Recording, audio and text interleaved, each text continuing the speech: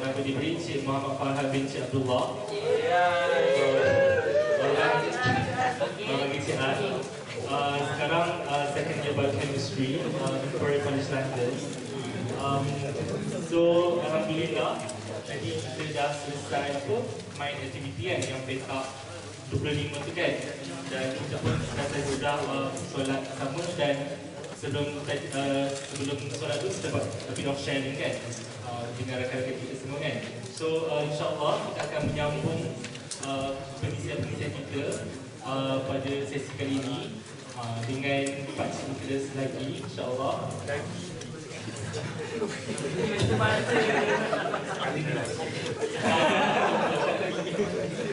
So kalau kita tengok balik pagi tadi Uncle Nicholas dah share dengan kita macam mana dia mendapat apa tu seruan untuk menyerta Islam kan. Dia menyambut seruan ilahi itu dah masuk kepada agama Islam kan. Dan selepas mendapat apa tu seruan Islam tu bukan sahaja sekadar itu kan. Maknanya Pakcik Nicholas after that dia temukan Hidayah Center kan. Kita buka Hidayah Center dan juga dia buatlah sesuatu kan, dia merancang kan, macam mana nak menyampaikan apa yang dia dapat tu dekat semua orang kan. So tadi kita dah tengok how Pakcik Nicholas get Hidayah kan, and what he did with that. So sekarang ni actually ada satu soalan yang masih lagi kita belum jawab kan. Which is why bother? Okay. So why bother actually? So kita fikir balik kan, why bother put so much effort and strive so hard to bring back Islam to the eyes of the world kan? Kenapa kita terlalu bertungkus lumus kan? So bila kita fikir balik macam tu, kita kena tengoklah kan, di mana sebenarnya Islam sekarang kan? Di mana sebenarnya Islam sekarang dan ke mana kita nak bawa Islam tu kan? Ke mana sebenarnya arah tuju kita?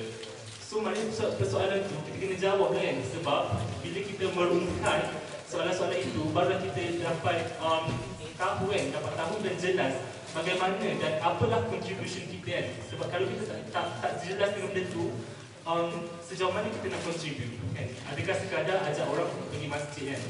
Ataupun adakah sekadar permainan semua kan, contribution kita. So kita kena jawab benda tu kan, supaya kita tengok sejauh mana sebenarnya my contribution to bring back Islam to the eyes of the world. So insyaAllah sesi kali ini akan bertopikkan pada Islam and the world, disampaikan oleh Uncle Nicholas. So dengan itu saya sharing dengan kita insyaAllah. InsyaAllah brother, InsyaAllah. Takbir. Allahu Akbar.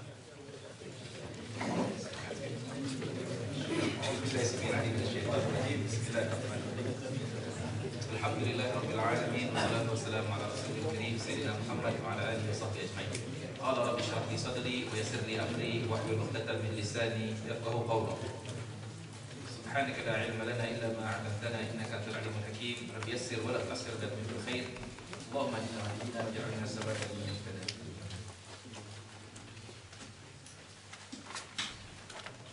Alhamdulillah wassalatu wassalamu ala Rasulillah.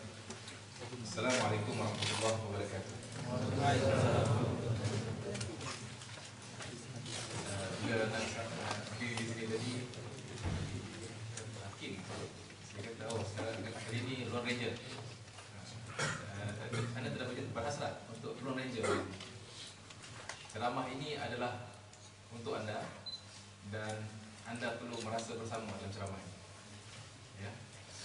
Jadi antum semua insyaAllah akan dilibatkan. Suka tak suka? Akan dilibatkan. Dan penglibatan anda yang pertama ialah jika anda boleh menjawab soalan yang agak tidak susah sangat soalan. Tapi kalau anda boleh menjawab soalan ini, anda dapat hadiah. Soalan yang pertama,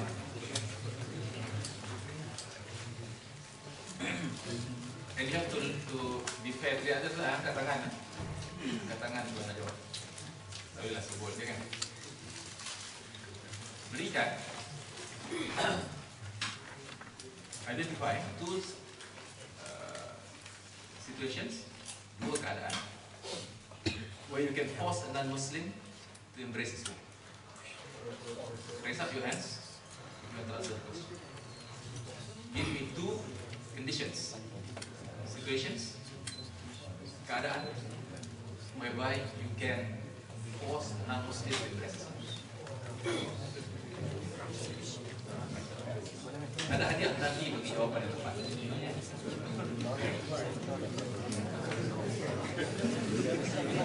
Dia boleh bincang, kita bincang. Siapa yang nak jawab silakan tangan.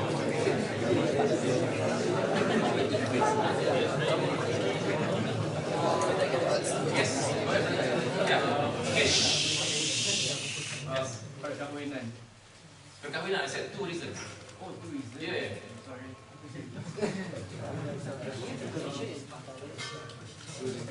Penerimaan harta pusaka. Ya. Penerimaan harta pusaka. Nak terima harta pusaka dia kena masuk Islam. Kena paksa dia masuk Islam. Very good answers. Ada yang lain silakan.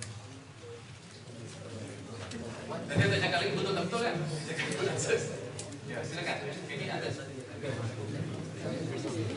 I think di sini orang yang bijak-bijak belakang. Get your opinion. Yes, brother. Please. Silakan. Nak masuk Masjidil Haram. Nak masuk Masjidil Haram, kita boleh paksa dia masuk Islam. Ada sebab lagi. Dua reason, I ask for two reasons.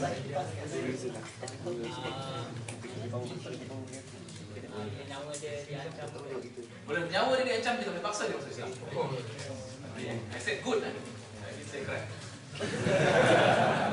Good try, yes. Go ahead, brother.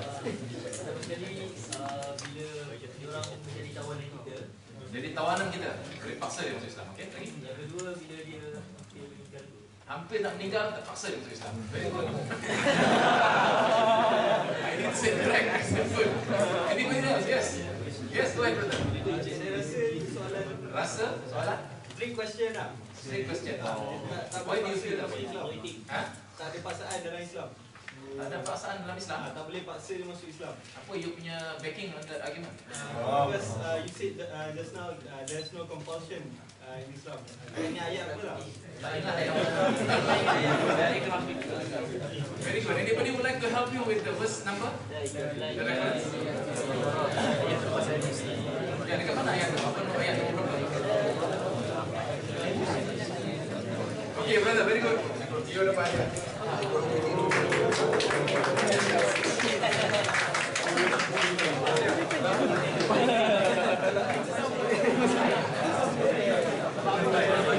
Very good. Yeah. The answer is there are no two situations, one situation or six situations tadi. There are no situations where you can force people to embrace Islam. Tidak ada paksaan dalam agama. Kerana fikih, tidak ada paksaan dalam agama. Ayatnya ialah surah Al-Baqarah, surah yang kedua ayat 256. Tidak ada paksaan dalam agama. Tidak boleh paksa dalam keadaan apa sendiri. Waktu nak mati pun tak boleh paksa. Tawanan kita ke, sebab harta pusaka ke apa semua tak boleh. Good answers but correct. Sebenarnya tidak ada paksaan dalam agama walaupun keadaan. Okay.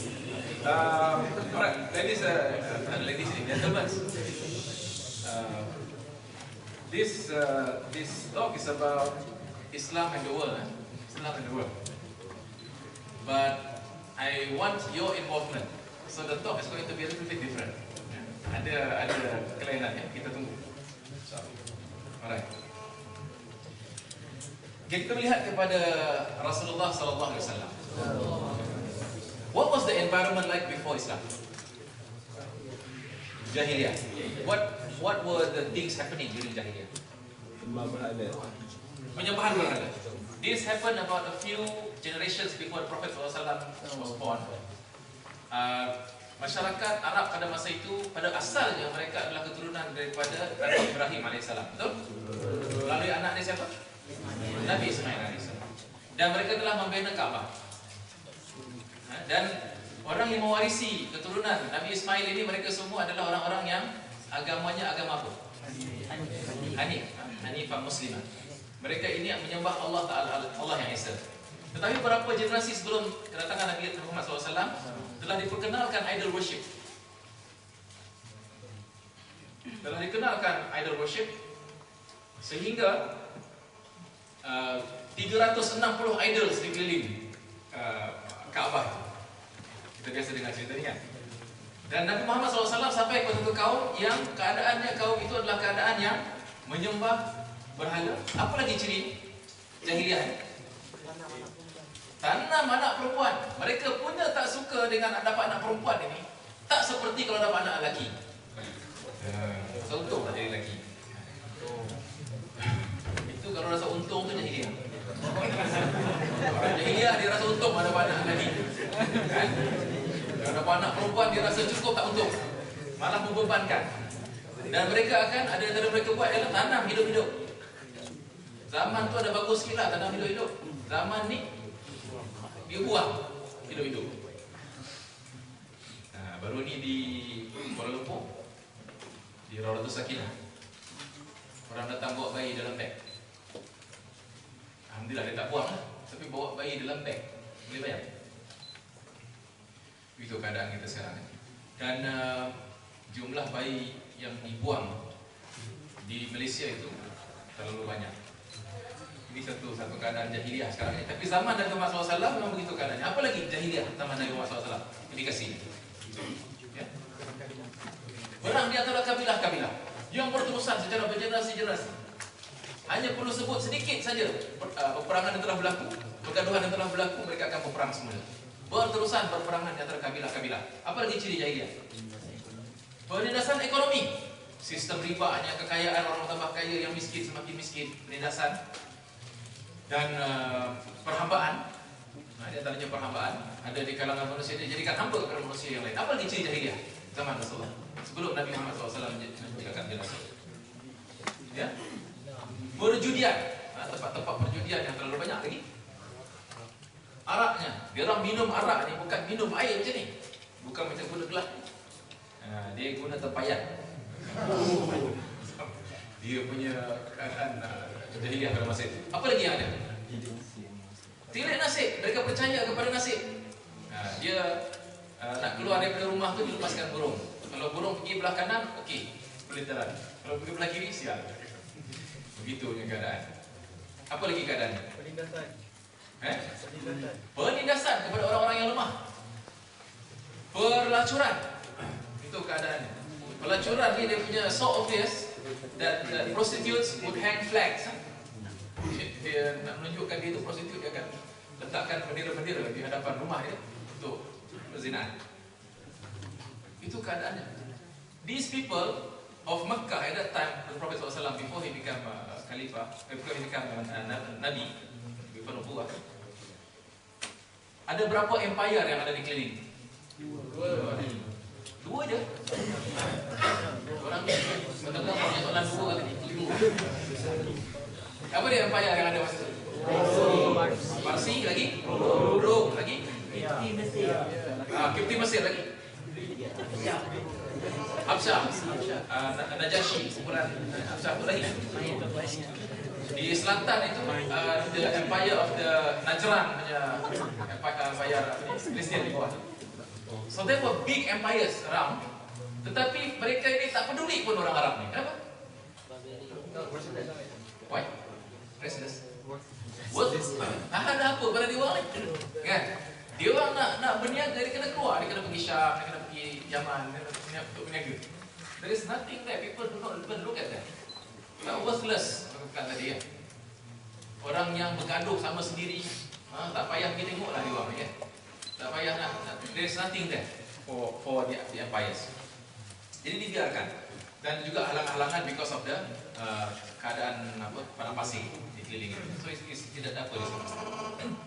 Tetapi kerajaan yang begitu kita katakan even sampai to the kataan worthless tadi itu, dalam masa satu generasi Rasulullah SAW sendiri, baginda telah membangunkan yang kita katakan worthless ini menjadi satu kerajaan yang begitu kuat sekali, menyatukan semua Jazirah Arab dengan Islam.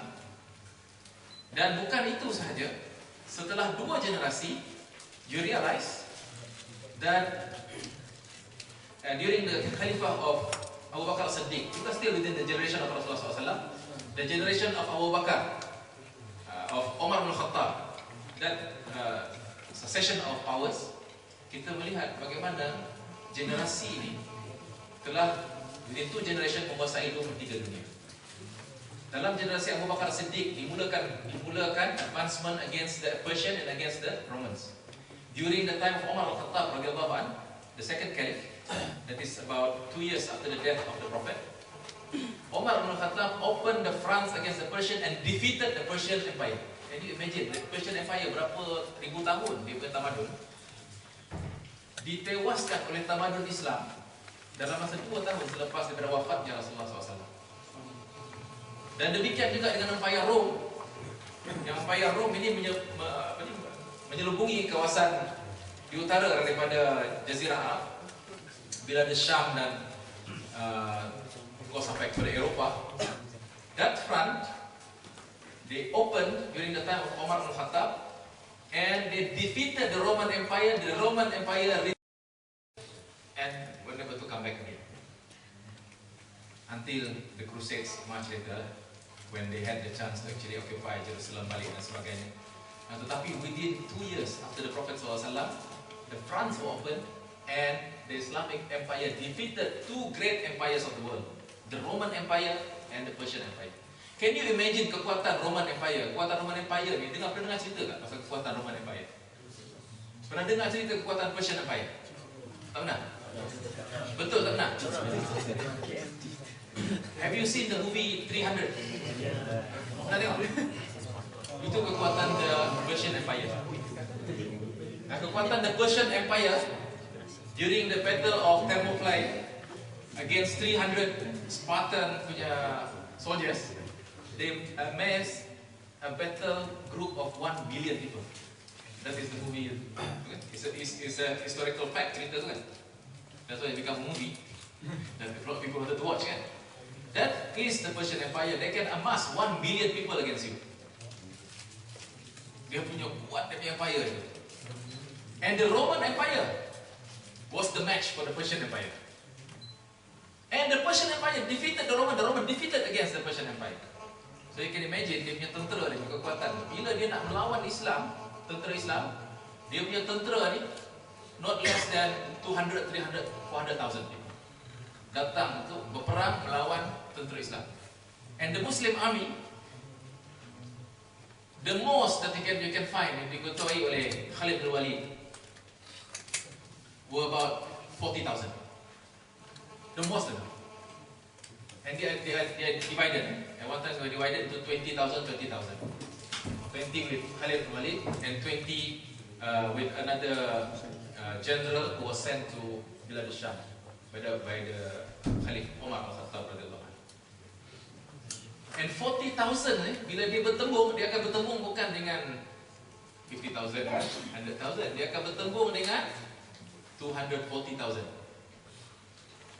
Bertembung dengan tentera Parsi 240,000 against 40,000. Begitu juga dengan Rom. Bila dia berhadapan itu, and that is the beauty of the Islamic punya kekuatan. Ke depan tu boleh.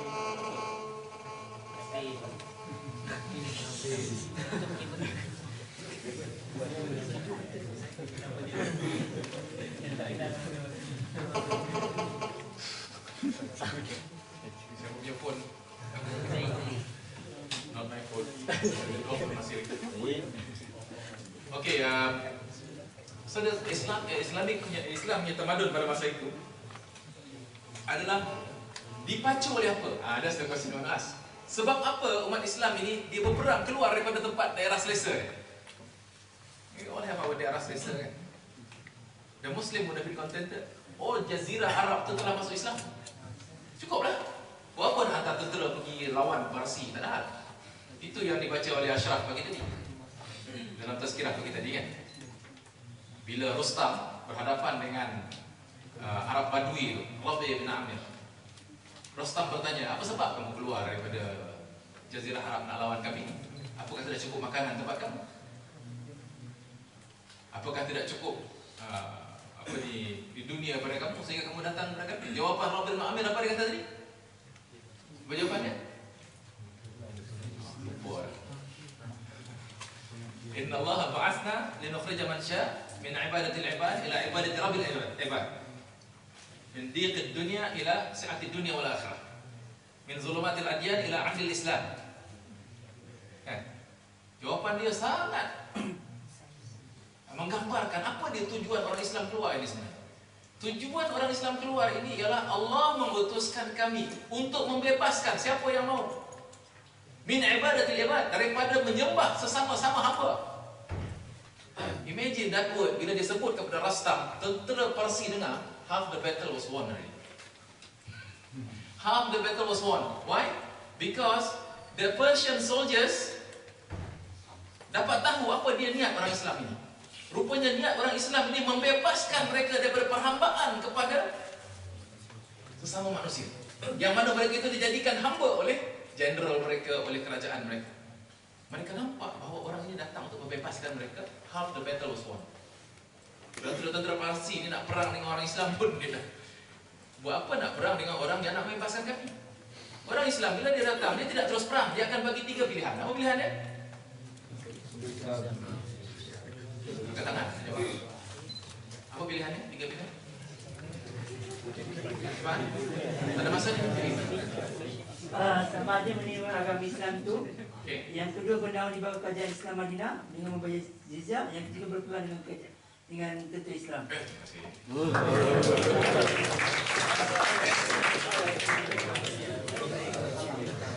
Either you say the Shahadah, or you submit to us paying jizya, or there will be war between you and us. Itu 3 pilihan. So Islam ni dia bukan bloodthirsty, dia bukan datang untuk nak berperang sebenarnya. The default is peace between you and us.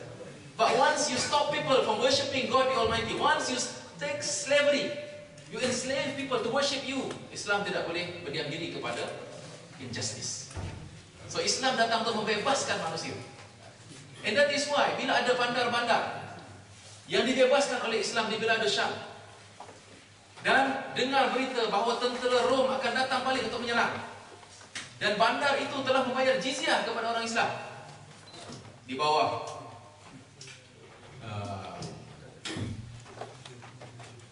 Abdullah bin Jarrah, Abu Ubaidah, Abdullah bin Jarrah. Dia jeneral dalam satu bandar dan menerima jizyah daripada orang-orang bandar tersebut.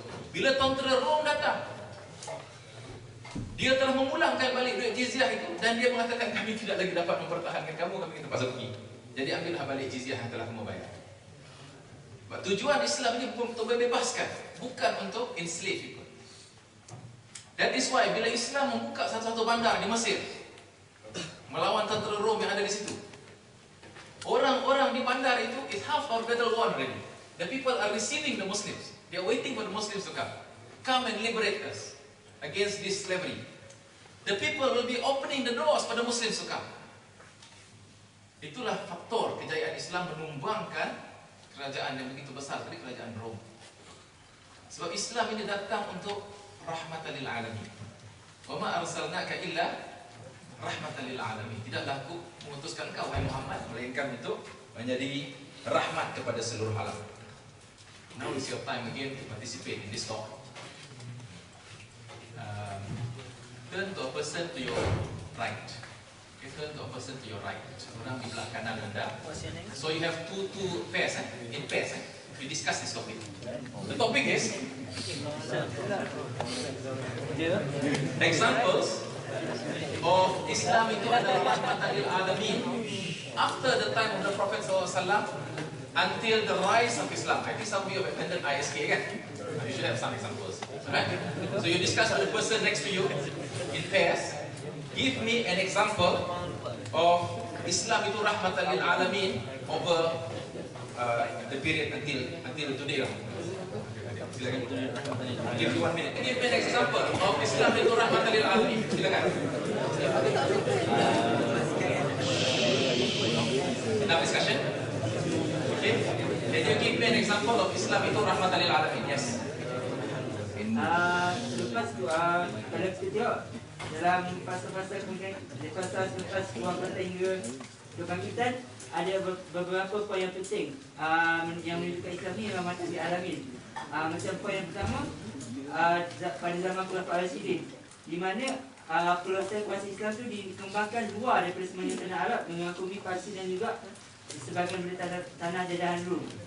Apabila berlakunya satu pembebasan ataupun liberation from the slavery of world, itu di mana kita nampak berlakunya peningkatan aktiviti ekonomi disebabkan oleh macam penyiasat sosial ekonomi yang telah dihapuskan oleh agama Islam sendiri.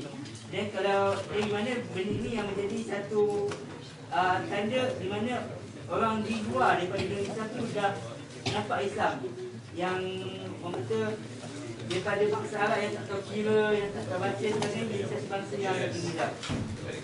Kalau di zaman Umayyah dan Abbasiyah pula, bukan sahaja dari segi kuasa yang berlaku oleh kerajaan Islam, tetapi penglibatan orang Islam sendiri dalam aktiviti kebudayaan, terutamanya dalam bidang ilmu pengetahuan, di mana ilmu-ilmu Islam terus ambil ilmu-ilmu dari Barat, ditelasik dalam bahasa Arab dan dipelihara, diinfuskan benda itu dan mengatakan benda ilmu itu khusus ke Eropah melalui zaman Kelang. Okay, so very good points there. Satu, penindasan itu dihapuskan. Satu lagi is berkenaan dengan ekonomi. Ekonomi itu berkembang. Dan apa lagi satu lagi? Ilmu pengetahuan itu bertambah. Kita melihat bahawa dunia Islam itu dia berkembang dari segi tamadunnya. Why? I was discussing with Jason tadi. The issue of Islam ni, dia punya the Quran brings to you thousands of verses about science. So Islam ni membuka pintu discovery, pintu sains. Dalam Islam ini pendiriannya bukan pendirian taklid. Walau kana lillahi waladun fana awwalul abidun. Surah yang ke-38 dalam Al-Quran. Surah apa? Surah 38 dalam Al-Quran.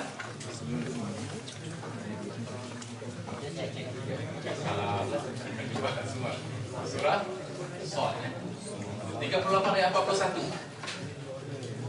Katakanlah jika sekiranya Allah Ar-Rahman itu lirrahmani waladun fa ana awwalul abidin, akulah orang yang pertama akan menyembah kalau Allah itu ada anak. Orang mengatakan Allah itu ada anak, kita tidak akan menolak terus begitu. Kita akan mengatakan fa'tu burhanakum in kuntum shadiqin. Bawa bukti-bukti kamu sekiranya kamu kata benar. So Islam ini dia menyuruh berfikir, menyuruh buka pemikiran. Ada lagi poin lain. Apa dia? Dari segi tamadunnya Islam ini yang membawa kepada rahmatan lil alamin. Itu example of rahmatan lil alamin. Ya, silakan. Pembukaan Andalus. Pembukaan Andalus, yes. Antara Bizan dengan Muslim. Sebab orang penduduk Spain time tu yang minta dia orang datang untuk bebaskan daripada pemerintahan raja dia orang time tu kan. Ada Kristian, ada Islam. But Yes. that leads to Umayyah yang dekat Spain juga. Yeah, they were actually invited by the people to liberate Spain because of the kezaliman yang dilakukan oleh kerajaan Kristian terhadap masyarakat pada masa itu. Okey, apa lagi? Apa lagi rahmatan lil alamin? Contoh-contoh rahmatan lil alamin. Ada contoh lagi? Ada contoh tak? Yes.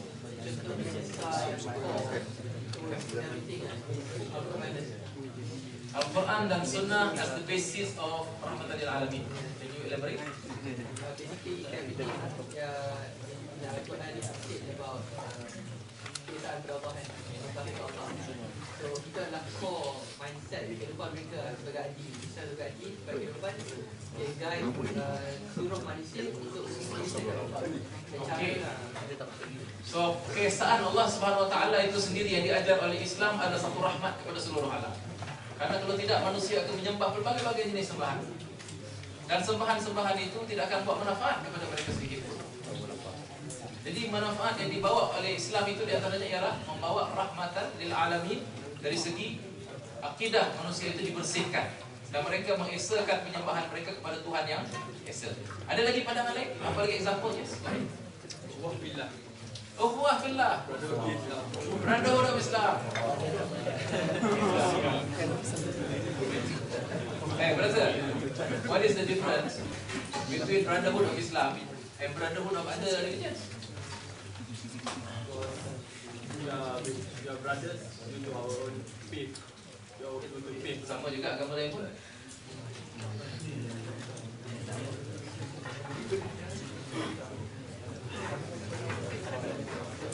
Is it special? Anybody would like to answer? What is the special?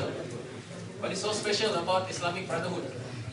Ukhuwah Islamiyah as compared to other forms of bonds of kinship and relationship?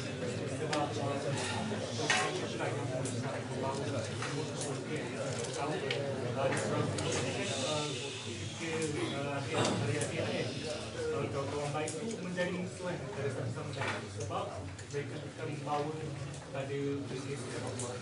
So the tie of the relationship to God the Almighty, the tie to our salvation and the akhirat. Ukhuwah Islamiyah ini boleh dibawa ke syurga. Ikatan yang lain itu tidak akan dibawa ke syurga. Belum tentu lagi. Al-akhilla, malah dalam Al-Quran sebutkan al-akhilla yawma idzin ba'duhum min ba'din aduwwin illa saudara-saudara pada hari itu nanti di akhirat nanti akan menjadi musuh di antara satu sama lain, melainkan orang-orang yang bertakwa. Dan hubungan di antara mereka itu ialah ukhuwah Islamiyah. Apa lagi? Ada lagi pandangan? Examples of rahmatan lil alamin. Kenapa Islam ni rahmatan lil alamin? Yes, go ahead. Sistem ekonomi masyarakat yang berpaksikan roh Islam dan tidak mementingkan golongan tertentu. Kerana Islam mementingkan pengaliran harta di seluruh bahagian masyarakat. Okay, the fairness of the economic system ensures that the wealth is not distributed only among the rich, tetapi juga sampai kepada seluruh bahagian masyarakat melalui sistem yang praktikal, sistem zakat. They did a study one time in the US, and the professors of economics apa semua mereka bincang, dan mereka mengatakan bahawa there's only one thing that they're not doing that can solve all the economic woes. One thing that they're not doing. What is it? Taking directly from the rich, giving to the poor. That they're not doing, so they are in the suffering until today.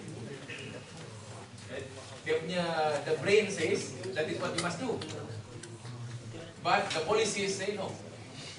Okay? Those who are in power, they say no, because it's systemic. The problem is systemic. How can you take from the rich and give to the poor? The rich will go against you. Tapi dalam Islam kita ada sistem zakat, take directly from the rich, give directly to the poor. Endorse ini yang asnaf. Okay, any other example of rahmatan lil alamin? Yes, brother. Go ahead. Contohnya di Al-Andalus, dia orang Islam zaman tu dia develop ilmu pelayaran lah. So Develop ilmu pelayaran. lah. Jadi orang kerajaan Spain lepas tu dia ambil ilmu ni, so dia orang discover the new world. So Yes. Christopher Columbus dia discover Amerika kan. Amerika. Tapi kalau kita baca ada satu buku by David Menzies, dia cerita pasal apa tu? Discovery of America before Columbus by Cheng Ho. Kapal Cheng Ho, dia compare kapal Cheng Ho dengan kapal Vasco da Gama. Dia kata kapal Cheng Ho ni kalau lalu dia tak nampak pun kapal Vasco da Gama. And the difference between the Muslim Cheng Ho, Mustafa Cheng Ho, his name was Mustafa Cheng Ho. Dia memang known to be an admiral of Islam, sent by the Ming Dynasty punya government, which the historians suspect he is also a Muslim, Maharaja itu. Because he had Muslim wife, and there are documents from his palace which states that pujian-pujian kepada Nabi Muhammad SAW in Chinese calligraphy in his palace. So they suspect this Ming emperor at that particular time when they were sending Cheng Ho was a Muslim. And Cheng Ho himself was a Muslim, dan dia, you know, di Mustafa Cheng Ho ni bila dia belayar the number of people we take dalam dia punya pelayaran itu is so huge. It's like a small village. 20-30 ribu orang sekali bila belayar. That is Mustafa Kemal. Kalau nampak pasukan agama banyak kapal, dia lalu kan. Dan pasukan agama, bila dia lalu orang Islam, dia tak bagi lalu, dia bunuh.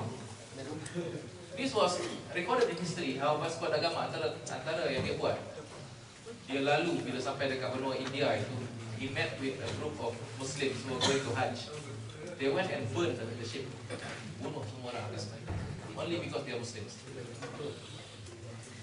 There is no, the colonial masters, these people who came to colonize people, I don't know what is it, how they view people at that time. How can you go and colonize another people, take all the wealth away, subject them to slavery? It's a fellow human beings. Macam mana thinking dia orang pada masa itu? Cheng Ho, Mustafa Cheng Ho was a Muslim, was not of that nature. Dia belayar dengan tentera yang begitu besar. He could invade any country if he want. Tapi dia belayar bukan untuk invade people. Dia belayar as an ambassador to Islam.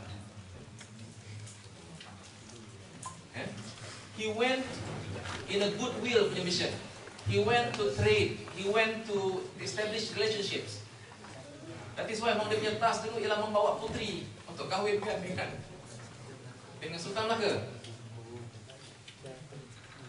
So Islam bila dia ada kuasa, dia akan menjadi rahmat lil alamin. Dia bukan menjadi kolonial, bukan menjadi samseng yang kita panggil sekarang keparat-keparat. Operat. Bukan keparat tu. Operat. Yang datang untuk invade people, enslave people, take away their wealth for their own benefit. Subject people to cruelty. Kalau Islam, ambassador dia datang dengan rahmatan lil alamin. Dia datang to establish goodwill. Okay, apa lagi? Example of rahmatan lil alamin.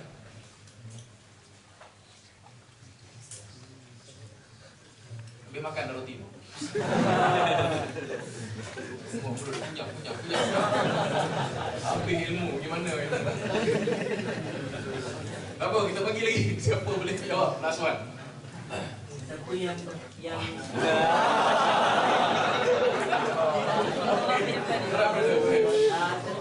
satu perubahan ialah bagaimana sistem sosial dalam masyarakat itu bergerak dan bekerja.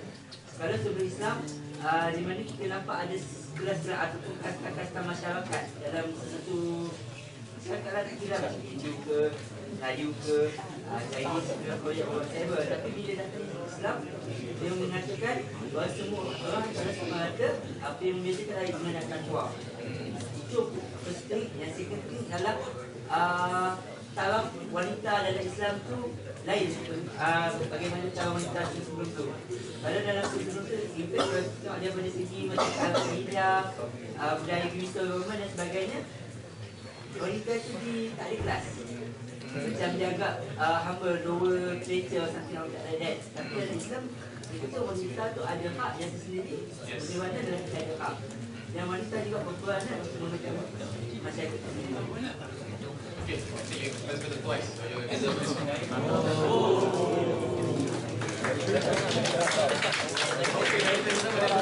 Very important point di situ ya. Mengenai dengan mengembalikan hak manusia ini sebagai seorang manusia. In other systems, manusia ini dianggap ada darjat-darjatnya, perbezaan kelasnya. Perempuan apatah lagi. At one time, I remember in history class, there was a debate about whether women may have a full soul ataupun half soul. During the Christian era, they were discussing in one of their council and deciding whether the woman ada half a soul atau full soul. Because according to Paul dalam Bible, dalam 1 Corinthians chapter number 5. Ada perbahasan dalam tu about the status of woman. Dia punya persaksian tu tak boleh diterima oleh according to Paul. A woman is not allowed to speak in church. Kalau dia bercakap dalam gereja, lebih baik dibotakkan kepalanya. because she dishonor herself. Dia punya witnessing is not acceptable. Witnesses of a woman is not acceptable. So, is this something in Islam? Ada, dalam Islam tak ada benda. Dan perempuan itu dianggap dalam Islam ini sebagai equal to mankind. The difference is, what's the difference ini? Apa beza dia? Paiti. Ada dan paiti lah. Sebab lelaki dengan lelaki pun beza dari paiti dia kan. But the difference between male and female, apa beza? Jawab. Yes. Peranan dan tanggungjawab. Apa ayat yang backing anda punya pernyataan ni? Yes. Ada ayat.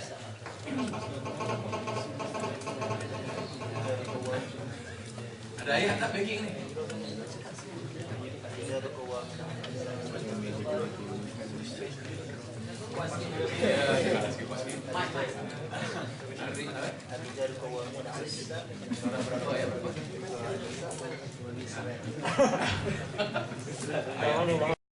Very good ya. Ar-rijalu qawwamun 'ala an-nisa bima faddala Allahu ba'dahum 'ala ba'din. Surah An-Nisa ayat nombor 3. Sorry, surah An-Nisa ayat nombor 34. Okay, ladies and gentlemen, kalau kita melihat di situ example-nya kepada Islam ini adalah rahmatan lil alamin. Orang dulu-dulu memang hebat. Kita melihat kepada Ibn Sina, the father of modern medicine. A lot of the things we know today in medicine masih lagi berasaskan kepada apa yang ditulis oleh Ibn Sina. Di barat dikenali sebagai Avicenna. Ibn Rushd, kita melihat kepada saintis-saintis Islam. Siapa yang, inilah kadang kita tak kenal saintis-saintis Islam ni kan. Siapa yang memulakan, kalau disebut tadi mengenai ilmu pelayaran kan, ilmu penerbangan. Siapa dia? Ibnu Firnas, yang kita kenal Wright Brothers. Rahmatan lil alamin Islam. Pada masa ini, ada tidak bukti-bukti bahawa Islam itu adalah rahmatan lil alamin pada masa ini? Kita kembali pada masa ini. Ada tak? Okey, nampaknya masing-masing senyap. Time for, tadi toleh kanan kan? Toleh kiri pula. Okay. Partner to your left. This time you answer the question. Okay. Ya, soalan tu tanya lagi. Tanya nombor 4. Soalannya ni lah. What are the challenges to Islam today? Why are we no longer rahmatan lil alamin? What are the aspects that we are weak in? Nah, kita sepatutnya khairul ummah kan? Tapi we're no longer that. Why? Okay, bincang segini. What's the next thing? Okay, then some. You look like you're very excited about discussion. Okay.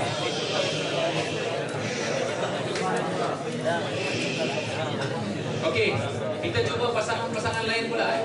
Yang tadi itu dah banyak kali kan? Yang lain pula. Different faces. Sebelum kita buka kepada yang tadi itu lah. Saya tak jawab juga. Okay, so what are the challenges? What aspects today we are no longer rahmatan lil alamin pada hari ini? Silakan. Anybody? Mama. Ya? Raise your hands. Mama. Silakan. Kenapa nama dia disebut? Silakan. Amar. Why are we no longer rahmatan lil alamin today? What aspects can you observe that kita ni lemah sekarang ini? Yes, go ahead. Amar kan? Yep. Nama diberi je. My name is Amar from University of Bristol.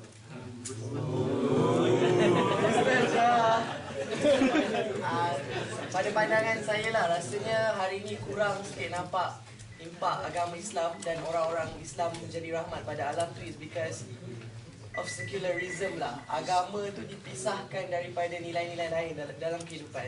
So macam orang selalu, even the pious ones pun macam dia ada tu, bukanlah personalities tapi macam in certain circumstances baru dia tonjolkan yang nilai-nilai Islam tu. Macam okay, pada malam hari bila nak pergi surau contoh macam tu. Tapi dalam kerja dia tak terapkan. So I think kalau dalam kerja sehari-harian, in everything you do in your profession, as a student, as anything you are, you try to instill the Islamic values, then definitely you will go a lot high, a lot upwards lah, ataupun progress more, because that's what Islam teaches us to do, right? Yes. To bring advancement. Tapi sebab itu dah terpisah sekarang ni daripada arus pembangunan, arus kemajuan, arus ilmu perdana macam tu. Terima kasih. Terima kasih. Be proud. Very good. So there is a problem there of speaking out. There's a problem. Ada satu soalan tadi dia kata, how do we soalan dia menarik. Ani, how to relieve the shameness when doing Islam's obligation, especially solat? Rasa malu nak solat pun depan orang ramai. Malam-malam tak pula pergi masjid. Tapi bila tempat kerja tu nak sembahyang pun malu. Nak rahmatan lil alamin apa? Diri sendiri pun nak sembahyang pun tak boleh. So how do you overcome this? This is the real issue. How do you overcome this? Where does the change begin? Where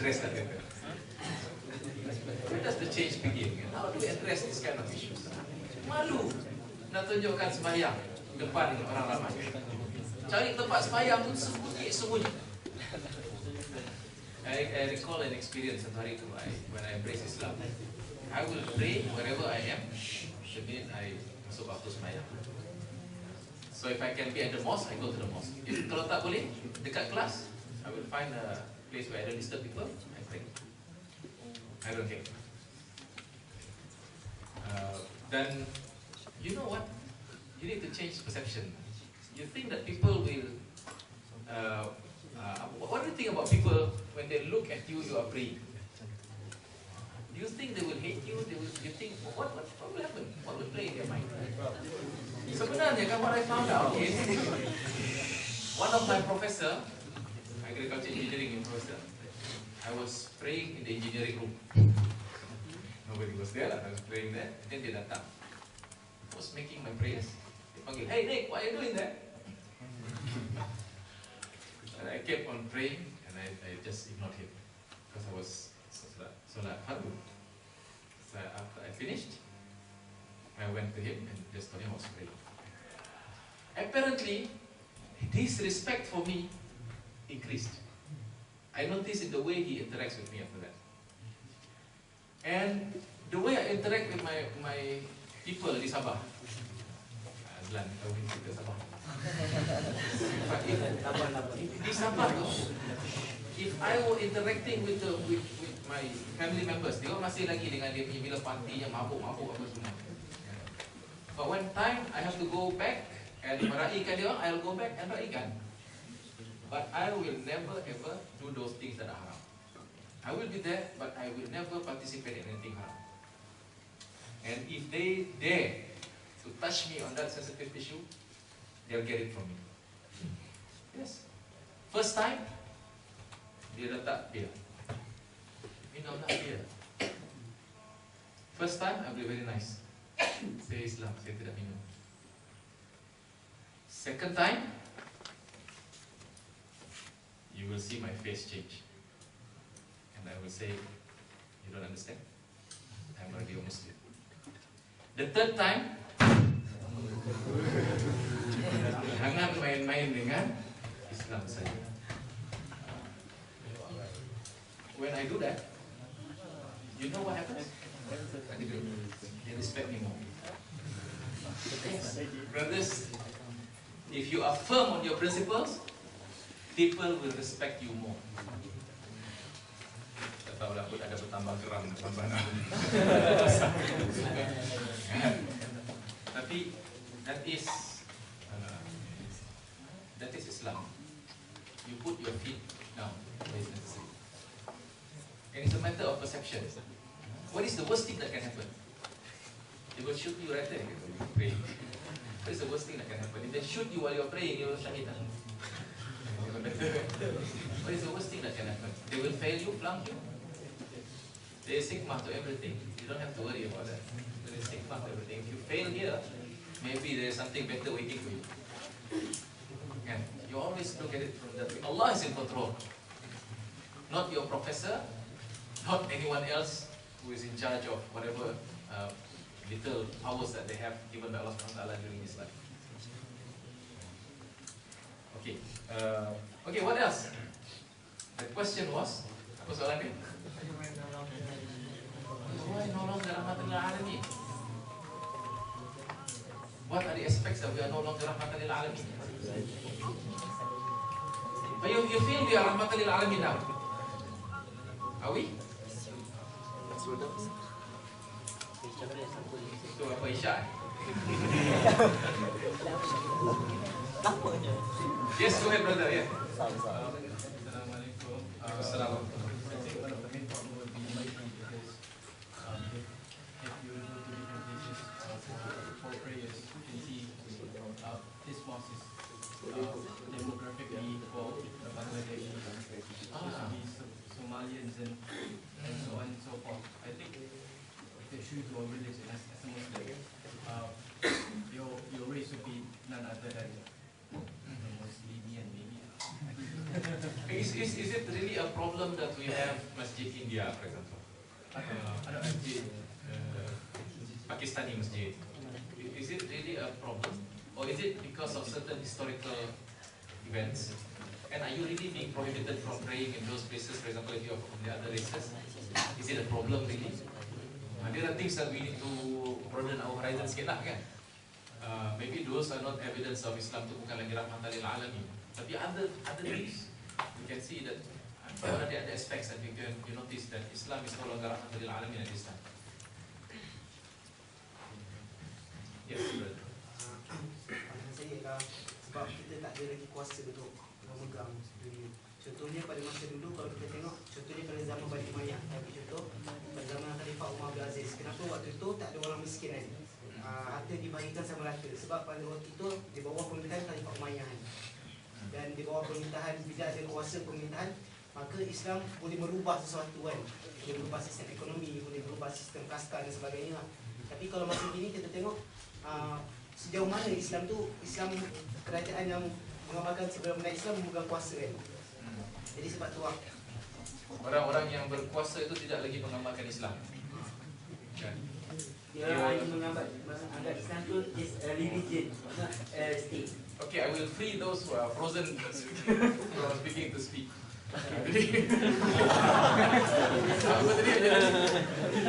Sebab bagi para pemimpin yang mengatakan mereka adalah Islam, sebab padanya mereka dalam Islam tu masih lagi jumud. Dia hanya menganggap Islam ni sebagai agama lah, solat, puasa, zakat dan sebagainya. Tapi tidak pada hukum-hukum yang lain, ekonomi, sosial, pemerintahan dan sebagainya. Sedangkan agama Islam ini pertamanya ditujukan kepada manusia sebagai satu tali kepahaman kita kepada Allah Taala. Yang kedua, sebagai satu cara untuk kita merealisasikan tanda kita sebagai khalifah yang kulit ini. Sebila ada Islam, Islam is defined as a way of life. Everything aspect A to Z. Religion, state, identity and whatsoever it is. So I think this problem comes because we start on labeling people. We start on labeling pious people how they should act and non-pious people how they should act. We kind of separate as macam Amal cakap tadi kan, how secularism affect us. We have been indoctrinated by the Western countries. I remember somebody told me that one of the MPs, British MP, told me in order for us to influence to affect Islam, Islam is us to take away our Quran from them. So when we start this doctrination, we start on labeling people. So community has the thinking that only certain people are responsible to maintain Islamic virtue in their society, and it goes back to perspective of the community itself, and it goes back to the individual itself, how they perceive the community, how we perceive Islam, how we are not be proud as a Muslim, and we wouldn't be say it loud then. Yes, if you're not proud, how can you say it loud? Cakap sorry, bagi tadi ya. If you are not that lion that you are, you will act the way that you think you are. Okay, so those are the aspects di antaranya that I mentioned: economics, leadership, pemerintahan, also in the mindset, dalam pemikiran kita itu, we feel that we start labeling people, the word that we use. Ada lagi yang lain kan? Before we go on, yes. I think it goes back to what Prophet himself said. Dia kata, akhir zaman ini memiliki satu penyakit wahan. Penyakit wahan. Ketika dunia dan ketika kematian. And it's actually one of the reason kenapa sistem khalifah kita jatuh. Dan sekarang pun memang susah kita nak menegakkan dunia itu dan meletakkan kaki kita dekat akhirat. So sebab itulah. Okay, cinta dunia dan benci kan? Benci sangat, namanya cinta sangat pada dunia. Ya, go ahead bro. Tak ambil berat perkara ni lah. Lepas tu dah rasa selesa dengan apa yang ada sekarang. Tidak ambil berat dan rasa selesa. That brings me to the last question that I'm going to ask you. That brings me to the last question I'm going to ask you. And this time you can take a triangle lah, 3 orang macam ni. Okay. Who can change this? Our situation sekarang, our pathetic situation yang tak dalam tengah hari. Who can change this and how you change it? Go ahead, discuss 3 orang.